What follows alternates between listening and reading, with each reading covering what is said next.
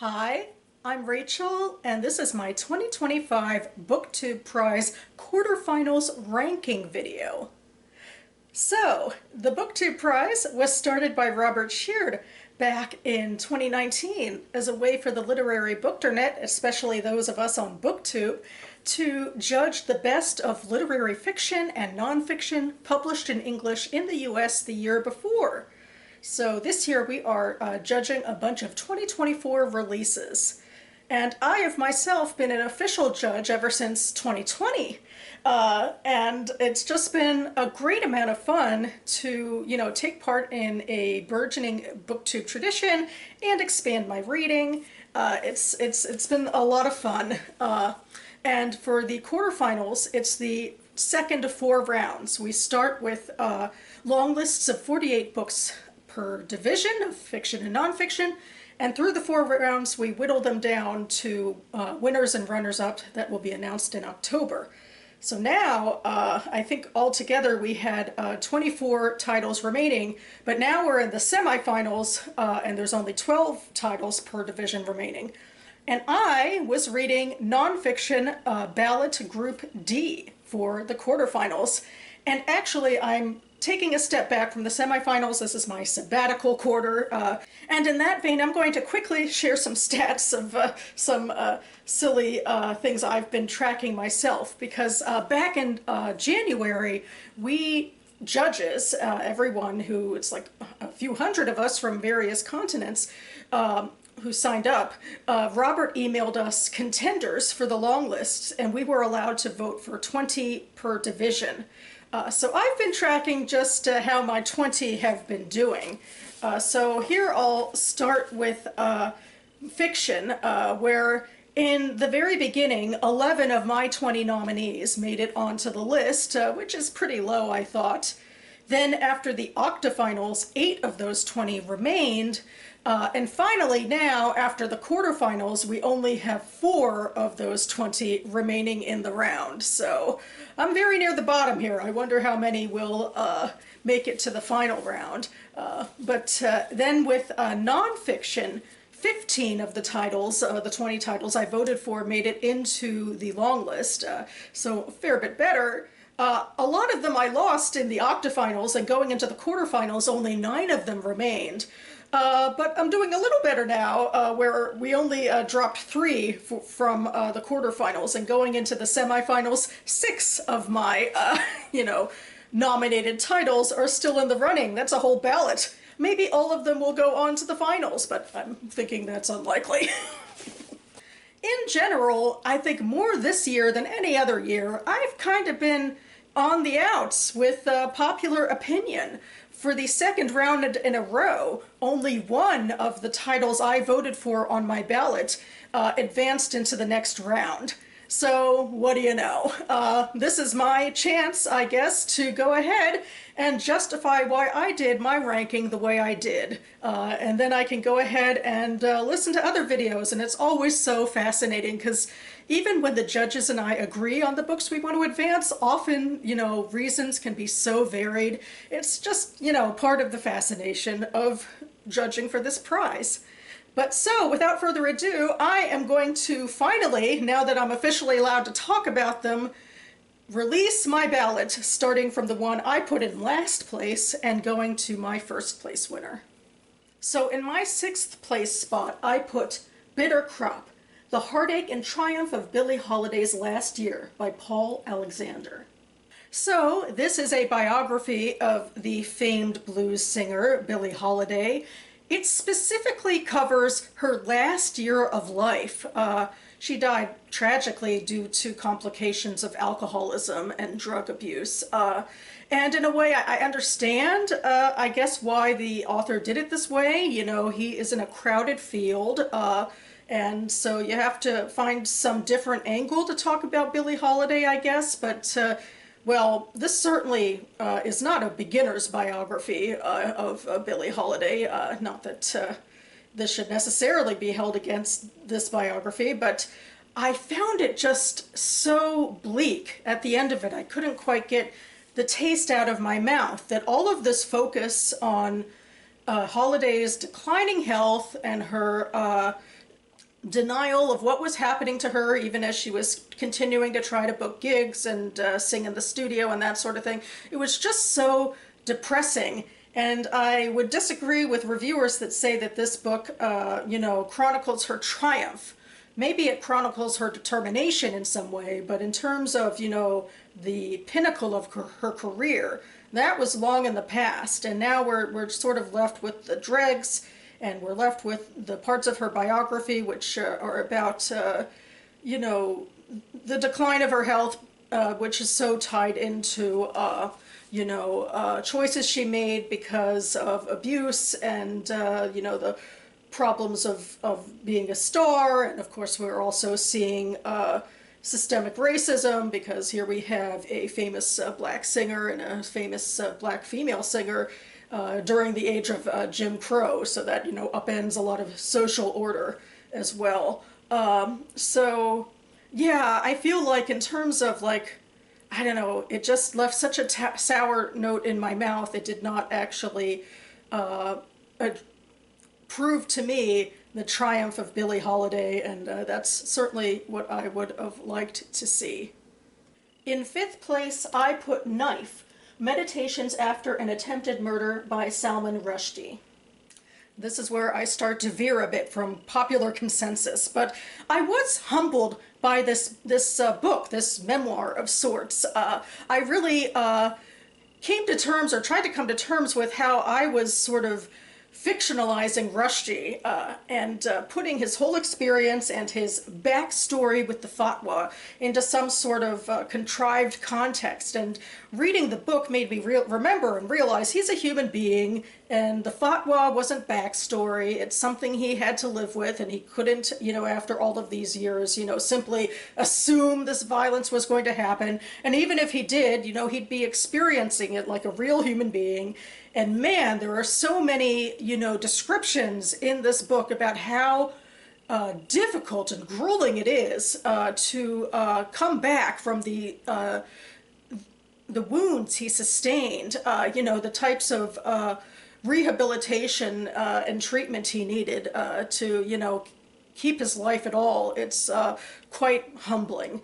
But I can't get away from the fact that it's, he said in the beginning or somewhere in here, he didn't really want to write this and he was pushed into it. And I feel like with a lot of these little essays, there was a contrived nature about it. And he kind of danced around things. He talked a lot about his marriage to his current wife that happened right before the attack. And he danced around all of his sort of nerdy literary pursuits. But to me, there was just something about the construction of this entire piece that felt very contrived. One thing I think other reviewers didn't like as much is particularly the part where he goes into a hypothetical space where he scripts out this conversation that never actually happened between him and his assailant about the nature of extremism and that sort of thing. And I think some people would say he's like a scold and he's moralizing, especially to younger generations. To me, it is the hyper-focused, person-to-person way he tries to understand extremism that really speaks to me, even though this conversation never actually happened. And it was strange, in fact, I was reading this as the final verdict, I think, was coming down for his assailant. And certainly my impression that I got from this book is that he wanted by this time to put all of this into the past. And I guess that's another thing that sort of, made me pause a bit, because I don't know if he was exactly trying to address these issues or if he was really just trying to move past them. In fourth place, I put Undue Burden, Life and Death Decisions in Post-Roe America by Shefali Luthra. Again, I continue to diverge from popular opinion, but I do kind of feel like I'm in the camp, especially in this ballot, where, my third and fourth kind of, twisted a little bit, and I went back and forth about, which I should put in which space. This obviously is the cutoff for what I wanted to advance and what I didn't. And I think one of the major reasons why I decided I didn't want this book to advance is because there's something kind of dry and basic about it. just in terms of its presentation, it's not necessarily doing anything new in the field of, journalistic rigor and research and putting it on the page, though it's impressive, the way that Luthra went after all of these interviews of care providers and case studies of people whose access to abortion has now been so affected. But, I think it's something that a lot of journalists have done in similar works before. This was also a book where I challenged myself and my emotions go in a lot of different directions. I guess a lot of people are emotional when it comes to this particular issue about, pro-choice. And for me, I thought a lot about how I've been conditioned, because a lot of these, case studies that she found and, went through their journeys of trying to find care, they decided to get an abortion for financial reasons or emotional reasons. Like one person was a trans male, which could lead to the question of, why are you engaging in a act that could get you pregnant in the first place? So there's a lot of judgment that you can put on people about, consequence culture for your actions when it doesn't have to do with, medical care and, the health of the mother. But I like how straightforward she is. Like, this is, she's just laying down the facts of these people's lives. So even if you don't agree with their choices, hopefully you'd understand the realities of what they are facing financially and otherwise. I mean, at the end of the day, for me, it makes me think about how much complication and heartache there is in making this issue, which really is about seeking a medical procedure. For almost anything else, it's about, the relationship, the very private relationship between patient and doctor. There's a lot of cost into how public we have made this and how much moral scruples and righteousness we've put on this decision.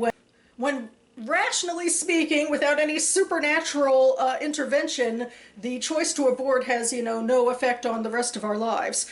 What I do think is actually, in terms of emotion, I think Luthra mostly kept to the facts, ma'am, although there was a review I found where there was a case study that was more medical. The reason why the woman wanted to abort was medical reasons, and she fudged some details a bit. I found a medical reviewer who said she fudged the details a bit, so I guess that's interesting to think that that's where Luthra felt like she needed to justify herself, and I would agree that no, she doesn't. You can actually say the facts concretely, and you don't have to go into, moralizing or simplistic language about it.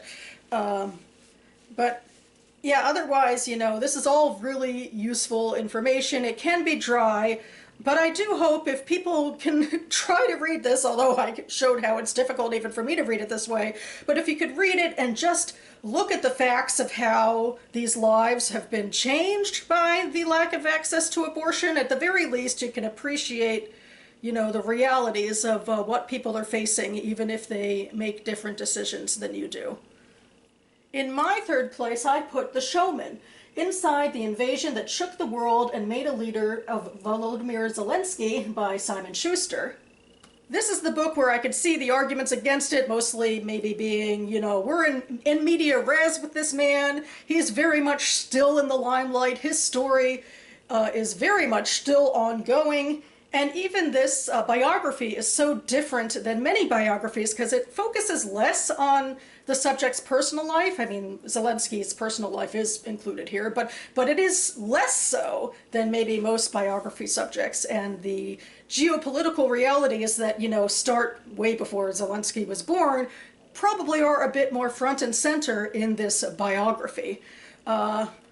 But for me, I suppose in our era of, short attention spans and, taking a look at what's, front and center right now, I appreciated getting a look into the realities of the Ukraine-Russia war and one of the leaders of that war while it's still happening. And again, I think I was humbled that I kind of saw Zelensky a little bit as a caricature, like what is this comic doing as a president, that sort of thing. And Schuster did provide a little bit of space to say, hey, this is why he got into comedy. This is why he became the president. A lot of his comedy was sort of satirical, but it got a little bit into the drive of what drove his professionalism and ambition. So, you know, it was humbling to me to say, oh, right, people are multifaceted and they're not just caricatures. So I appreciated that. Another big thing I appreciated in this book was, you know, when you look at the Russia-Ukraine war, it feels pretty cut and dry about the good guys and the bad guys, you know, with you know, Russia invading a sovereign nation that it just decided, well, we don't want you to be separate from us. We want to have a say in, you know, your national identity and your, you know, political choices about joining, you know, the EU and etc.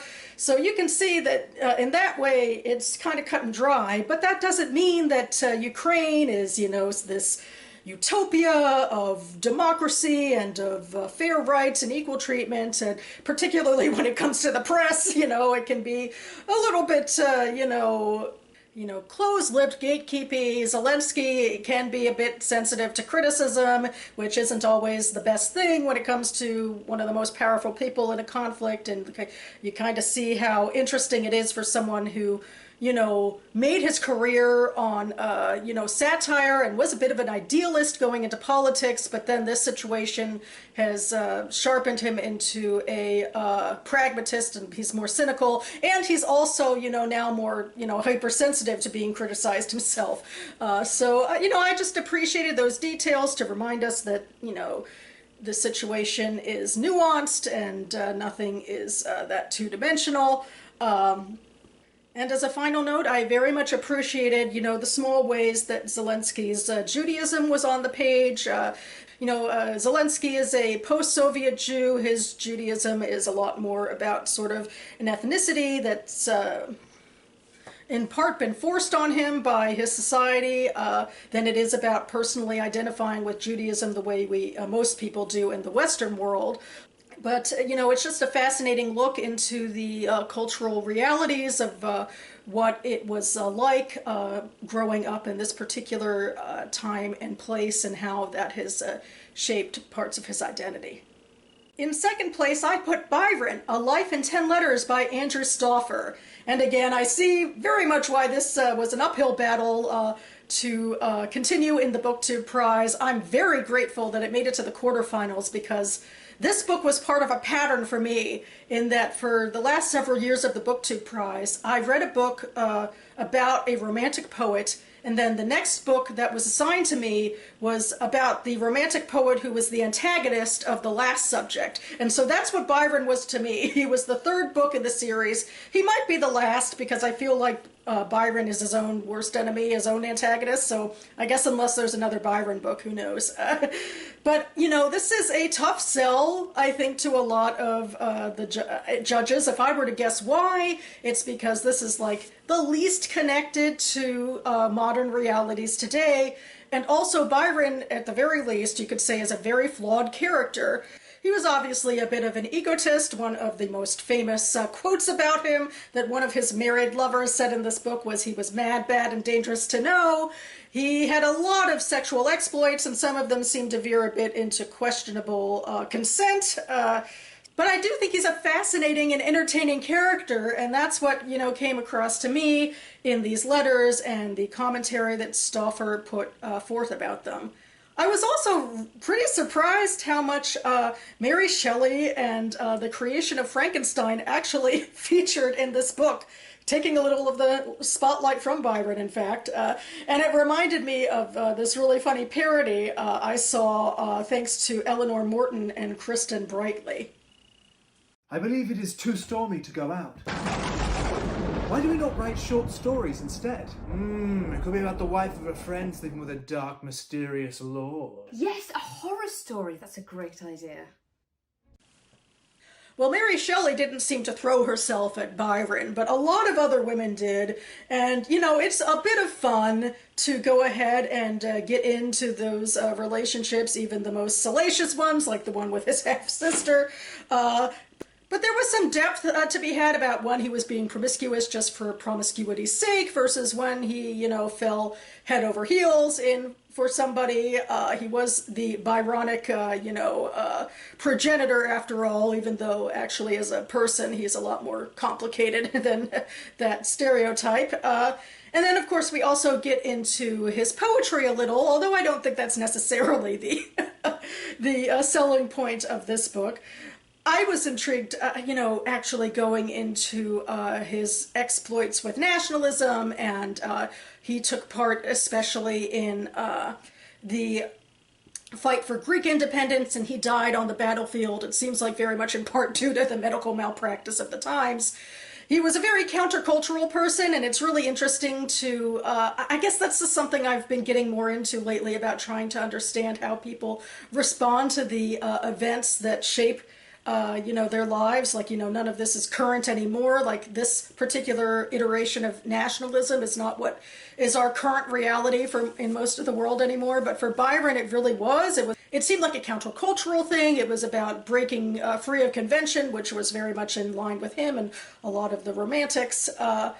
And so I just found it really fascinating to, think of him in the broader context. And then, of course, there were also his relationships, I think seemingly platonic, sometimes at least, with fellow writers like Percy Shelley. There were also the hints to his homosexual entanglements, but he was a lot less explicit about those on the page in these letters. Maybe those ones were destroyed, but you could understand why he'd have to be more tight-lipped, because it was a lot less socially acceptable. In fact, it could be, punishable, condemnable to have relations with a man versus chasing married women. It's, it has its issues, but it's a little more understandable to that society. So anyway, I just had a lot of fun with this book, I gotta say. Even though Byron is a flawed character, I probably would never want to know in real life. I just really enjoyed getting to know him more on the page. And finally, my number one book, bringing me back in line with the judges at least, is Grief is for People, a memoir by Sloane Crosley. So this is a memoir about grief, as Crosley puts it, but she is juxtaposing two events that cause her grief that happened kind of close to each other. The first one was a burglary, and the second one was the suicide of a close friend. So, like, off the bat, maybe some people would be turned off by, emotionally entangling these realities that are, very different in terms of, loss to the world, that is, the loss of a human life, absolutely tragic. The theft of jewelry from a grandmother you detested anyway, maybe not so much, but I was fascinated in how Crosley went into these issues and into even how her friend Russell was connected to the jewelry, and the way that grief and dealing with grief, which she sort of vaguely goes through the steps of dealing with grief, doesn't have to be, simplistic or follow a narrative. And again, I guess in a way, a lot of what I've been doing this BookTube Prize is being humbled by stepping out of convention and seeing life with more nuance. And I feel like that's what this book is. It's just raw and real about what this loss feels like and how it all came together at a certain time and place in her life, which happened to be during the pandemic as well, when everything was turned on its head anyway. I really appreciated the deep dive she did into Russell, who was her boss when she was a publicist at a publishing house. Russell was sort of this larger-than-life character who invited friends to these, like, lavish parties at his home in Connecticut, and he had huge, like, tastes when it came to flea market finds, and he had maybe a questionable relationship with his own partner. And I did see in a criticism of this book, like, why didn't Sloane think about how, like, icky it was that she was so intimate with another man's husband? And that got me into thinking about our societal norms and how we say that intimacy can only be, like, constrained or restrained to monogamy. And that's a shame, because I feel like, friendship can, and in this case certainly was, and, its own driving force. And it can be, really moving on its own. And so You know, I do wonder if I was a bit influenced by how I listened to this book. I was getting near the end of my BookTube Prize window before I had to submit my ballot, and I was rushing to get through my books, and I listened to Sloane Crosley narrate this book, and I feel like it was only after I finished reading that sort of the impact changed on me. Like I was sort of bewildered in a way as we were going through the book together, but then afterwards is when I really appreciated the fact that I felt like this book, in terms of being a memoir, is unconventional, and it just puts its emotions out there, and it says things in a unique way about what grief is. And maybe it's not just for people, at least not within this book. So that about covers it for me now. I will leave my Goodreads reviews for all 6 of these books linked down below now that I'm finally officially allowed to share them. And I'll also have more information on the BookTube Prize and the ongoing semifinals, what is currently in the running for the BookTube Prize at this point.